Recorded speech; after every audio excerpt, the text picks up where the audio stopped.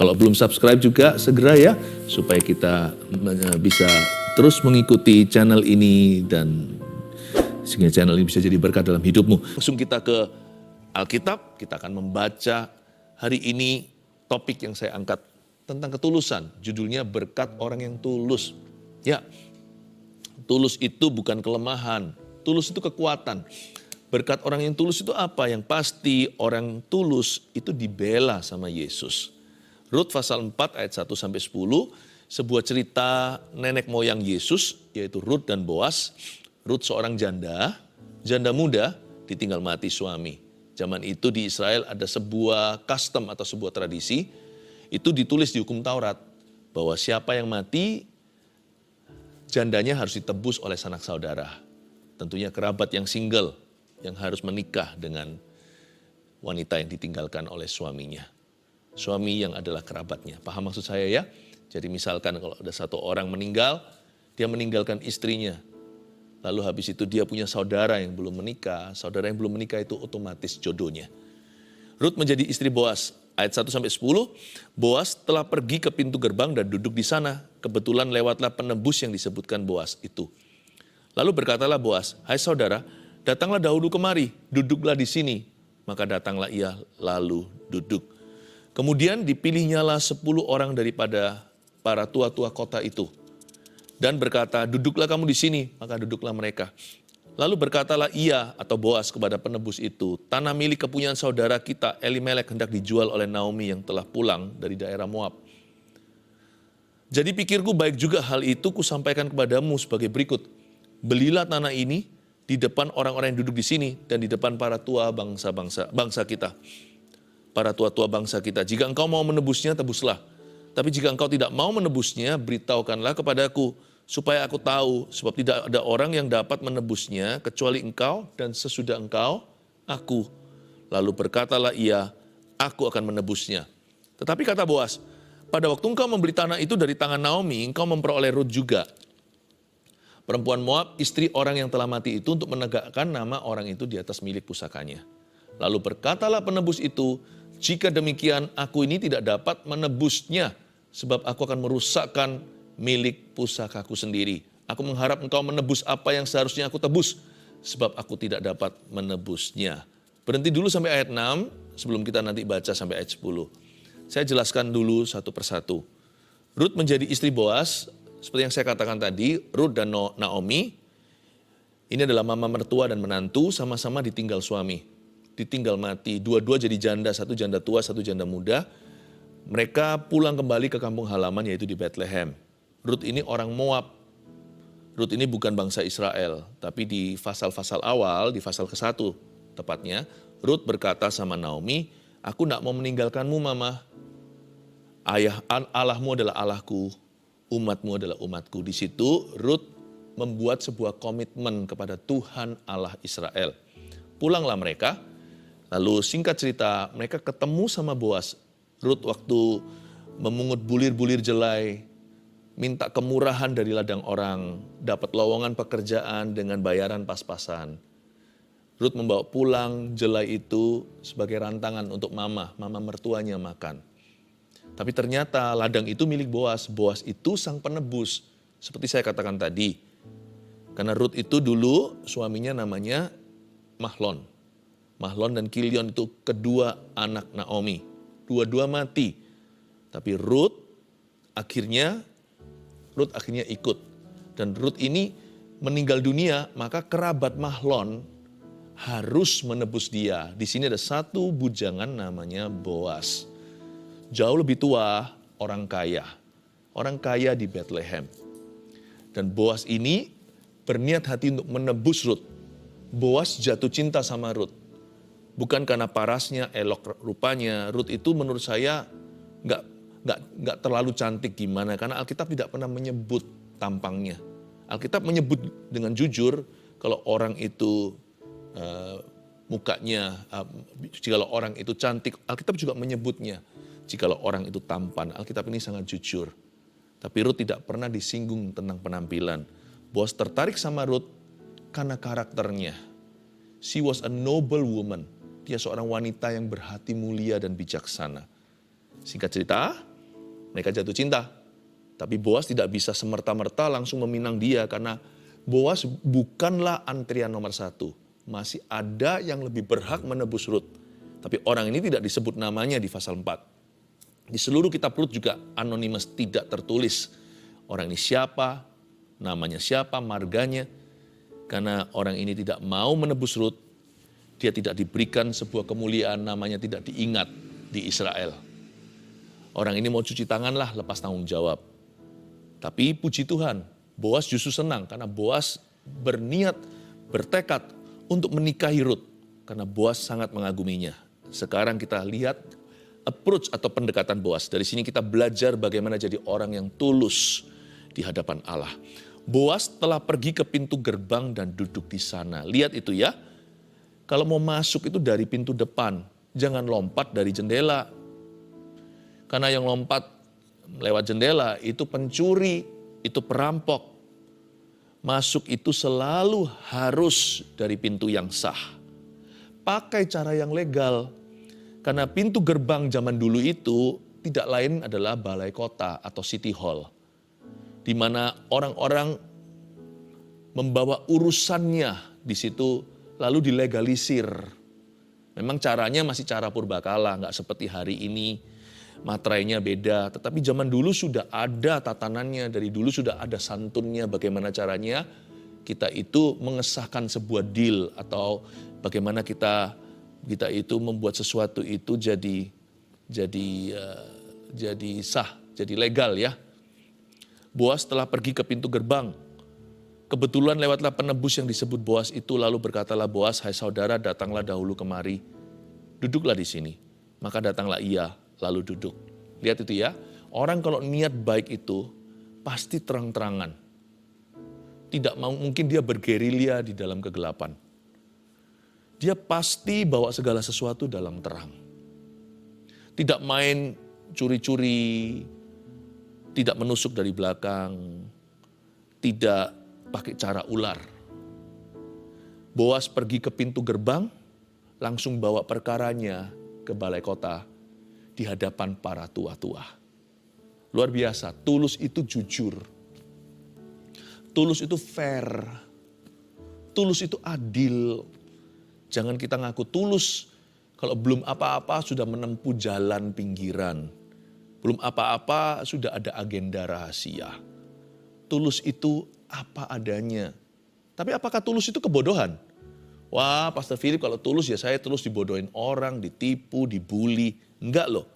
Kita lihat dulu ayat 2 ya. Kemudian dipilihnya lah oleh Boas 10 orang dari para tua-tua kota itu. Dan berkata, "Duduklah kamu di sini," maka duduklah mereka. Boas yang pilih. Tulus itu enggak sama dengan naif atau innocent. Boas di sini mempersiapkan legalitasnya.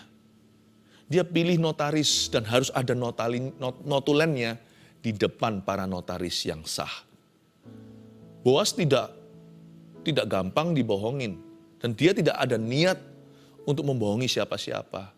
Makanya itu Boas di sini mempersiapkan semua papernya. Semua sertifikat, semua surat-surat. Dipilihnya 10 orang dari para tua-tua kota itu. Due diligence. Atau apa yang merupakan PR kita. Apa yang harus kita siapkan ya kita siapkan. Orang tulus itu gak mudah ditipu. Kalau dia terus terang, dia juga berharap orang lain terus terang juga. Orang tulus itu gak gampang diajak kong kali kong begitu. Atau diajak untuk berbisik-bisik. Jangan jadi orang tulus yang dibodohi. Itu bukan orang tulus, itu orang bodoh. Menurut saya dari Alkitab yang saya baca, waktu saya pelajari tentang Boas, orang ini tulus nenek moyang Yesus, tapi orang ini pintar. Dia juga cerdik. Dia pastikan semua yang dia lakukan ini ada landasannya, ada dasarnya. Dia panggil 10 orang dari para tua-tua kota, pasti yang terbaik notaris waktu itu. Dia siapkan semua di depan. Ada saksinya, ada tanda tangan, ada meterainya. Lalu berkatalah ia kepada penebus itu, ayat 3. "Tanah milik kepunyaan saudara kita Elimelek hendak dijual oleh Naomi yang telah pulang dari daerah Moab. Naomi dan mendiang suami dulu itu asal Bethlehem. 10 tahun lalu mereka itu pindah ke Moab gara-gara kelaparan. Waktu ada satu musibah melanda negeri mereka dan kota kesayangan, mereka memilih untuk lari. Mereka lari dari rencana Allah. Jangan membuat keputusan berdasarkan ketakutan. Jangan lihat keadaan, tapi tanya Tuhan. Buat keputusan apapun itu harus berlandaskan iman dan janji Allah. Tapi singkat cerita, Elimelek mati, Naomi jadi janda. Lalu habis itu dengan Ruth, dia pulang ke kampung halaman. Dan waktu dia pulang itu, Naomi hendak menjual tanahnya. Karena sebagai janda dia tidak punya kuasa apa-apa. Dan dia butuh sangat-sangat desperate sekali. Dia sangat-sangat putus asa membutuhkan penghidupan sehari-hari. Bagi Naomi, yang penting sekarang adalah survival atau bertahan. Makanya itu dia mau jual. Di Israel, semua surat-surat itu adalah milik setiap klan atau setiap keluarga. Jadi kalau ada jual beli itu hanyalah suratnya itu hanyalah HGB, hak guna bangunan. Tidak ada surat hak milik. Jadi misalnya kalau ada keluarga A jatuh miskin, saya beli karena saya mampu. Tapi karena keluarga itu, tanah itu adalah warisan bagi that family. Untuk keluarga itu. Maka saya bisa membelinya, 49 tahun saya bisa tahan. Tapi setelah itu Yobel, ya, Jubilee year, tahun Yobel itu tahun 50 harus kembali lagi kepada pemiliknya yang sah. Saya hanya bisa menggunakan itu maksimal 49. Tahun ke-50 harus balik ke family itu. Nah, waktu itu Naomi hendak menjual tanahnya karena dia butuh uang. 10 tahun lalu mereka orang kaya lama, waktu mereka pulang ke Bethlehem, mereka orang miskin baru. Zaman dulu, wanita itu tidak punya emansipasi. Jadi zaman sekarang itu jauh lebih. Zaman sekarang enak. Tapi waktu itu di saat Ruth dan Naomi hidup, janda otomatis tidak punya hak apa-apa. Makanya mereka perlu menyambung kehidupan. Jadi, tanah ini mau dijual nih ceritanya. Ayat 4. Kalau kita jadi Boas pasti kita serobot. Tapi Boas itu tulus dia. Jadi pikirku, dia ngomong gini sama sang penebus satunya yang no name ini. Baik juga hal itu kusampaikan kepadamu. Sebagai berikut, belilah tanah itu di depan orang-orang yang duduk di sini. Dan di depan para tua-tua bangsa kita. Lebih baik kamu membelinya gitu maksudnya. Daripada nanti tanah itu jatuh ke keluarga lain, lalu gak bisa lagi diklaim 49 tahun kemudian. Mendingan dia jatuh, tetap aja dibeli oleh seseorang yang berhak menebusnya. Supaya tanah ini gak hilang. Dia gak hilang, tetap pada Naomi, tetap pada Ruth. Mau gak kamu beli tanah ini? Jika engkau mau menebusnya, tebuslah. Karena kamu penebus yang sah. Tetapi jika engkau tidak mau menebusnya, beritahukanlah kepadaku supaya aku tahu, sebab tidak ada orang yang dapat menebusnya kecuali engkau. Misalkan, Boas ini second cousin. Ya, kalau dihitung dari kerabat itu mungkin dia masih sepupu. Tapi yang ini sepupu kedua. Jadi sepupunya sepupu itu kan sepupu kedua. Oh iya, dia adalah saudara sepupunya saudara sepupuku. Mana lebih dekat dengan saudara sepupu langsung? Nah, penebus ini saudara sepupu langsung. Sedangkan Boas masih sepupunya sepupu. Makanya Boas berkata, jadi pikirku, lebih baik aku sampaikan kepadamu. Boas itu tahu diri. Ini kalau bukan karena dia tulus, dia pasti udah sikat. Apalagi udah jatuh cinta. Apalagi dia sudah senang sama Ruth. Apalagi di sini ada tanah murah-murah dijual, ya kan? Wah, zaman sekarang bisa aja sengketa. Bisa aja direkayasa. Supaya akhirnya tanah itu direbut dari tangan seseorang yang lemah dan tak berdaya. Boas gak gitu tuh. Dia fair sama orang. Ini orang kaya, koneksinya banyak. Bisa aja dia di belakang layar, dia atur bagaimana. Supaya tanah itu akhirnya dia yang klaim. Dibeli murah-murah kan untung di depan. Apalagi kalau dia jatuh cinta sama sang wanita. Wah, baik itu merebut cinta maupun merebut properti. Boas tidak semena-mena. Dia tahu diri karena dia orang yang takut akan Allah. Dia gak serobot. Dia hargai hak orang lain. Dia antri. Apapun resikonya, dia pokoknya antri. Dia tahu dalam inden-indenan ini, ya, Dia bukanlah antrian nomor 1 atau yang pertama. Masih ada satu orang di depannya. Jadi saya percaya dia dilema malam itu. Pasti setan menggoda. Udahlah, orang itu toh nggak tahu. Ambil aja, sikat. Tapi Boas berkata gini, aku bisa cerdik seperti ular sekarang. Tapi kalau aku nggak tulus dulu, berarti aku tidak benar di hadapan Tuhan. Cerdik itu tidak dipakai untuk meniadakan ketulusan. Cerdik itu dipakai untuk menegakkan ketulusan. Orang tulus tidak harus kalah. Tapi sebelum cerdik, tulus dulu di hadapan Yesus. Jadi pikirku, luar biasa ayat 4. Baik juga hal itu kusampaikan kepadamu. Pasti dia mikir semalam. Pasti setan lewat berkata, udahlah ambil aja Rut. Gak usah permisi dulu sama yang lebih berhak, yang langsung sepupu. Ambil aja. Sekalian tanahnya, murah-murah itu. Kalau itu menjadi hak milikmu kan luar biasa. Mau dikontrakkan kek atau mau dijual lagi lain kali. Biar nanti keluarga lain bisa guna bangunan, terserah. Atau mau kongsian atau mau kerjasama dengan orang. Kamu bisa kelola itu properti. Saya yakin Boas ini, nenek moyangnya Tuhan Yesus. Berkata pada setan malam itu, enyah kau. Tidak baik mencobai Tuhan. Tidak baik.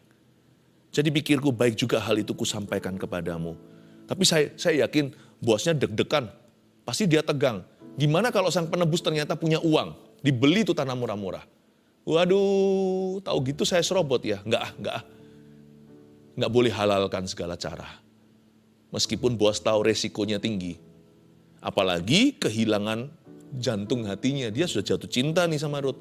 Kalau sampai penebus itu beli tanahnya, itu satu paket. Berarti dapat jandanya. Paham maksud saya, keluarga Saat Teduh tercinta. Nggak cuma beli tanahnya, itu menebus tanah berarti juga menebus pemiliknya. Karena ini bukan bicara tentang transaksi properti. Ini bicara tentang melanjutkan untuk bisa, ini bicara tentang mengayomi janda kerabatnya. Dan meneruskan nama keluarganya. Wah, Boas ngomong begini dengan segala resiko. Jadi orang jujur memang bisa merugi. Tapi Boas tetap berprinsip. Jadi orang itu jangan aji mumpung. Tetap harus punya prinsip yang tegas. Kita hidup itu bukan berdasarkan kebetulan. Orang kalau kebetulan itu bisa halalkan segala cara. Kapan lagi ya kan? Tapi kalau orang hidup berdasarkan atau berlandaskan kebenaran, dia tidak akan gampang-gampang kompromi. Atau bahkan dia nggak akan kompromi sama sekali, itu lebih tepatnya. Karena dia harus lihat dulu kebenarannya. Ini nggak benar ini, kalau aku begini aku kan jadi orang yang salah di hadapan Tuhanku. Bisa aku kaya, tapi halalkan segala cara, semua jalan menuju ke Roma. Buat apa saya kaya memperoleh seluruh dunia tapi kehilangan nyawa saya atau perkenanan Allah?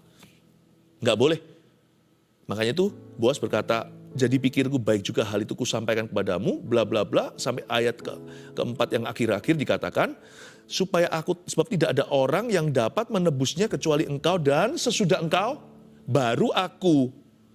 Lalu berkatalah ia, wah si penebus itu yang sepupu satu, lalu berkatalah ia, aku akan menebusnya. Pasti saya tahu anjloklah hatinya Rut, Naomi dan Boas sekalian. Waduh, lemas mereka. Di situ ada penyesalan di hati seorang tulus. Gara-gara jujur dia merugi sebuah kesempatan emas di depan. Padahal dia dengan mudah bisa serobot, gak ada orang tahu. Boas yang hubungi orang ini. Orang ini toh juga tidak ada koneksi dengan Rut. Cuek, acuh tak acuh. Tapi Boas waktu antri dia berdoa, Tuhan izinkan sekalipun orang itu lebih berhak. Aku lebih mau Tuhan. Aku mau Rut. Bukan tanahnya. Boas ini sudah juragan tanah. Pikirannya bukan ke harta. Dia cinta dengan seorang wanita yang hari ini available to marry. Hari ini sah di hadapan Tuhan seseorang bisa menikah dengannya. Malah justru mulia di masyarakat Israel saat itu siapa yang mau menebus janda kerabatnya. Karena berarti orang yang menebusnya itu tidak akan, nanti anak-anak dari keturunannya tidak akan masuk ke kakaknya, tidak akan masuk ke surat keluarganya. Tapi anak pertama harus pakai marga dan nama daripada suami yang meninggal. Ini pengorbanan. Ini nggak manis-manis buat Boas. Ini berarti anak sulungnya bukan milik Boas nanti sama Ruth ini. Miliknya almarhum Mahlon. Jadi orang yang mau menebusnya itu berarti berhati besar. Tetapi kata Boas ayat 5, pada waktu engkau membeli tanah itu dari tangan Naomi, engkau memperoleh Ruth juga, perempuan Moab, istri orang yang telah mati itu untuk menegakkan nama orang itu atas milik pusakanya. Ya kan, tadi yang saya jelaskan. Berarti bukan hanya menikahi jandanya, anak mereka nanti kemudian dianggap sebagai anak almarhum suaminya. Jadi bukan anaknya Boas. Dan Boas tahu itu titik lemah. Mana ada sih laki-laki yang anak sulungnya dinamakan, akan dikasih nama-nama saudaranya, apalagi kerabatnya. Enggak lah, kalau setiap laki-laki pasti mau anak sulungnya itulah permulaan kegagahan perkasaanku dalam hidup ini. Inilah keturunanku, kita ingin banggakan. Wah, mirip siapa? Mirip papa. Misalnya kalau anak pertamanya, anak sulungnya adalah seorang putra, apalagi perempuan pun juga sama, wah akan dimanja. Boas tahu titik lemah itu. Makanya Boas ini bukan hanya tulus, tapi dia juga pintar. Tulus dulu seperti merpati, baru cerdik seperti ular. Boas tahu kalau pria ini gak cinta sama Ruth, gak akan mau. Makanya itu pertama-tama Boas lindungi Ruth dulu yang ditawarkan tanah. Dia lihat dulu, siapa tahu di titik ini sudah menolak. Kalau gitu aman ya kan? Dia bilang, gak mau ah, aku sudah, atau gak punya uang mungkin, gak punya dana. Beres sudah, oke, kalau gitu aku aja. Pertama-tama ditawarkan tanahnya, supaya perasaan perempuan jangan terluka. Bayangin kalau ditolak. Tapi waktu ini udah gak mempan, dia berkata, aku akan menebusnya. Wah, Boas tetap tidak menyerah. Boas berkata, kalau gitu gini ya, kamu perlu tahu ya bro, gitu ya kira-kira bahasanya. Waktu kamu beli tanah ini ada satu janda, ada dua malahan. Naomi sebenarnya yang berhak, tapi Naomi udah tua, gak akan menikah lagi. Tapi janda keduanya, yaitu Ruth, harus dipinang sekaligus atau sekalian sebagai istri. Kita boleh berkata aneh itu kebudayaannya, tapi memang setiap negara ada kebudayaan. Apalagi ini di zaman-zaman dulu, itu tradisi yang memang menjadi kenyataan. Jadi Boas di sini berkata, strategi pertama ditawarkan tanah, strategi kedua dia jujur beritahu, tapi cerdik dalam penekanannya. Dia berkata, gini ya, sekalian istrinya ya, berarti kamu harus pinang. Dan nanti anak kalian berikutnya dari pernikahan ini tidak menjadi anakmu, tapi menjadi anak almarhum Mahlon. Wah, mundurlah langsung orang itu, karena Boas tahu, kalau nggak cinta nggak akan mau. Dia tahulah kebanggaan laki-laki pada anak sulungnya. Lalu berkatalah penebus itu, jika demikian aku tidak dapat menebusnya.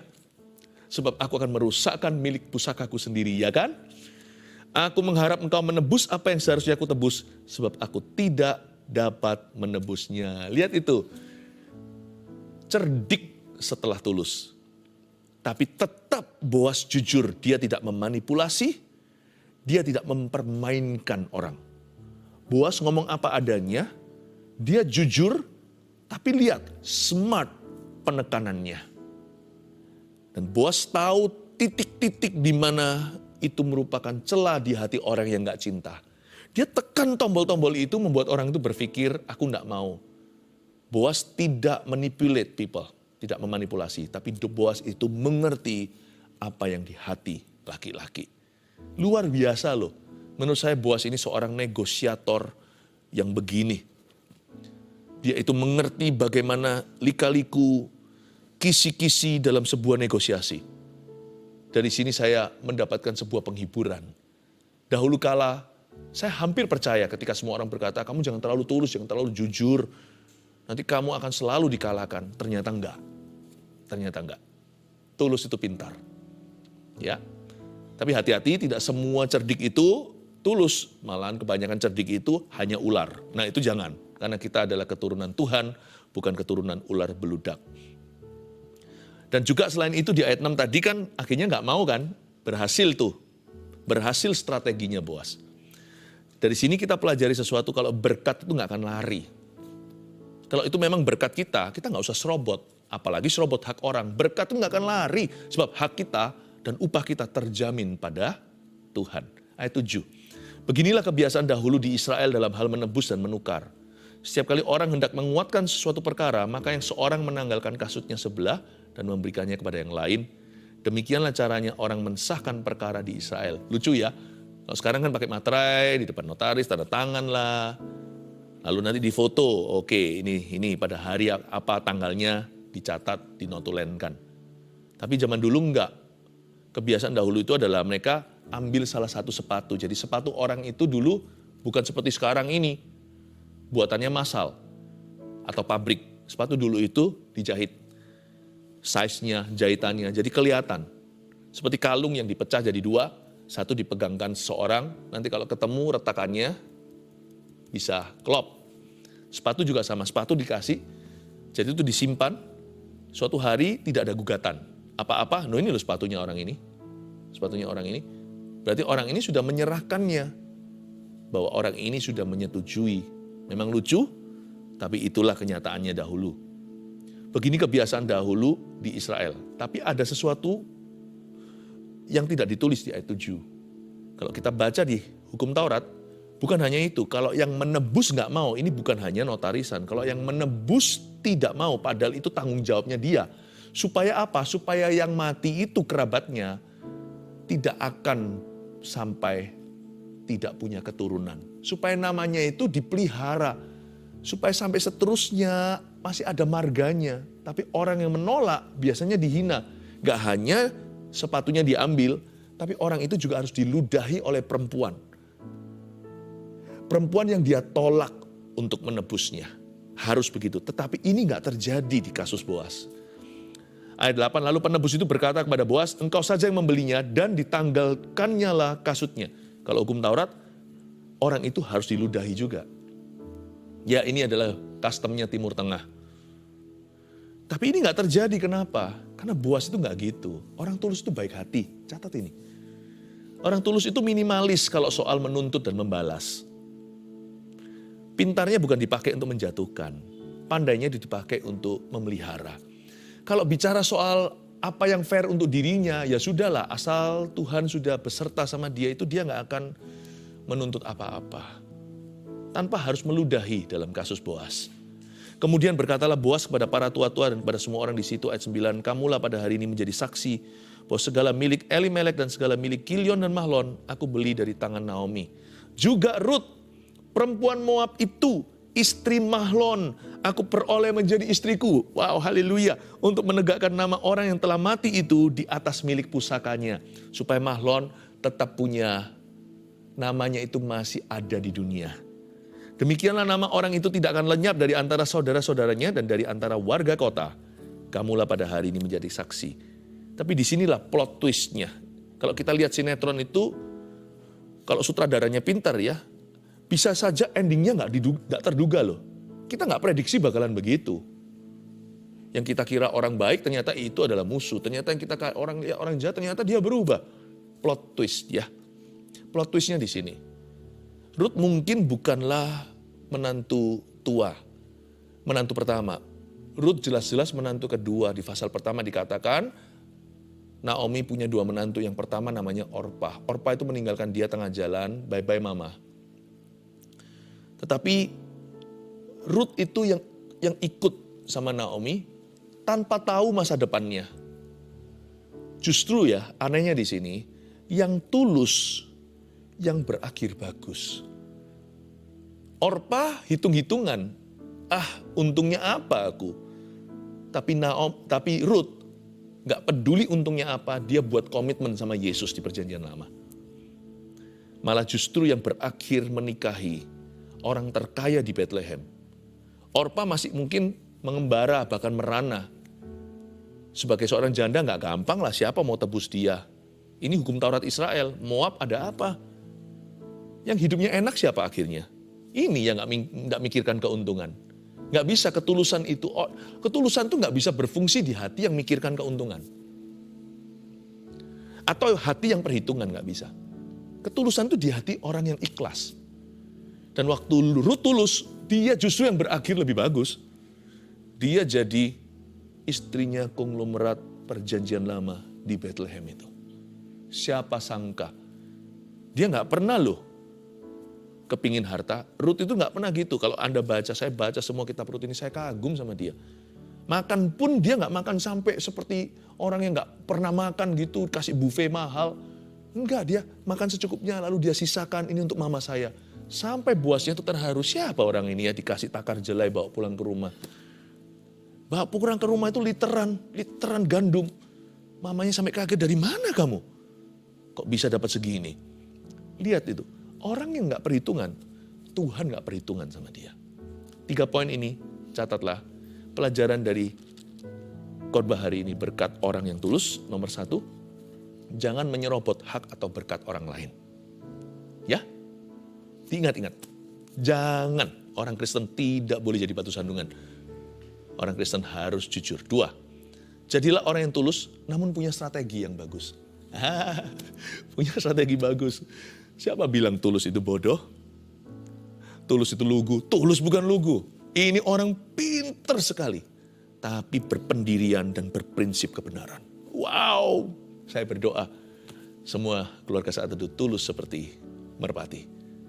Lalu cerdik seperti ular juga. 3, orang yang tulus kepada Tuhan tidak akan dirugikan. Katakan amin. Puji Tuhan. Kami minta hati yang baik. Ini bukan kelemahan untuk mengatakan gini, hari-hari ini jarang orang bermimpi untuk jadi orang baik. Kami minta ya Tuhan Yesus, keluarga Saat Teduh satu-satu dan jemaat gereja Mawar Sharon, murid-murid Yesus ini, semua berhati Yesus dan berhati-hati. Akan menjaga hati dengan segala waspada, berikan ketulusan ya Bapa. Sekarang keluarga Saat Teduh Anda bisa naikkan permohonan Anda dengan tulus saja. Nggak perlu imannya itu keras, nggak perlu imannya sempurna. Percayalah, tulus itu didengar Yesus, tulus saja. Tuliskan semua permohonan doa seperti biasanya di live chat atau di komentar. Tuhan mendengarkan dan Tuhan Yesus membacanya. Dan sekarang ada yang menuliskan, ada yang sudah, ulurkan tangan ke depan, saya akan tumpang tangan. Terima kasih Tuhan. I speak healing in Jesus' name. Aku ucapkan kesembuhan di dalam nama Yesus Kristus. Hamba minta ya Tuhan Yesus, tangan Tuhan yang gak kelihatan berlubang paku itu tidak kurang panjang. Sekarang sampai ke rumah-rumah atau dimanapun keluarga Saat Teduh berada. Jamahlah yang sakit, sembuhkan mereka. Dan mereka yang bermasalah ya Tuhan Yesus, beri jalan keluar dalam permasalahan mereka. Hamba percaya ya Tuhan dengan iman, Tuhan bekerja sekarang. Roh Kudus mengalirlah tanpa batas waktu, tanpa batas tempat. Dalam nama Yesus, Anda bisa turunkan tangan. Roh Kudus katakan ini ada seorang wanita yang payudaranya tidak jadi diamputasi. Ibu, Anda sembuh. Sekarang Anda sembuh. Dalam nama Yesus, aku tengking kanker itu. Dan saya tergerak untuk mendoakan orang-orang yang ingin punya keturunan. Kalau itu Anda imani ya. Saya akan berdoa, tangkap dengan iman, amini untuk Anda. Bapa, bukakan jalan, baik mereka yang menunggu baru atau mereka menunggu lama. Hamba berdoa tidak ada yang mustahil dalam nama Yesus. Beri mereka keturunan yang mereka nanti. Beri mereka anak, putra yang mereka telah tunggu-tunggu. Dalam nama Yesus, baik itu mungkin kemustahilannya dari sisi pria atau dari wanitanya. Indung telur atau sperma. Hamba ucapkan, deklarasikan kesembuhan atas tubuhnya. Terimalah dengan iman dalam nama Yesus Kristus. Siap-siap menyampaikan kesaksian Anda. Sebab mulai hari ini, banyak pasangan-pasangan yang sudah menanti keturunan akan positif hamil. Congratulations, selamat. Angkat tangan, terimalah berkat dari Tuhan Yesus tercinta. Dari Allah Bapa, Allah Putra, Allah Roh Kudus yang menyertaimu senantiasa. Kudus, kuduslah Tuhan. Tulus, tulus, tuluslah hati kita. Dalam nama Yesus, haleluya. Amin.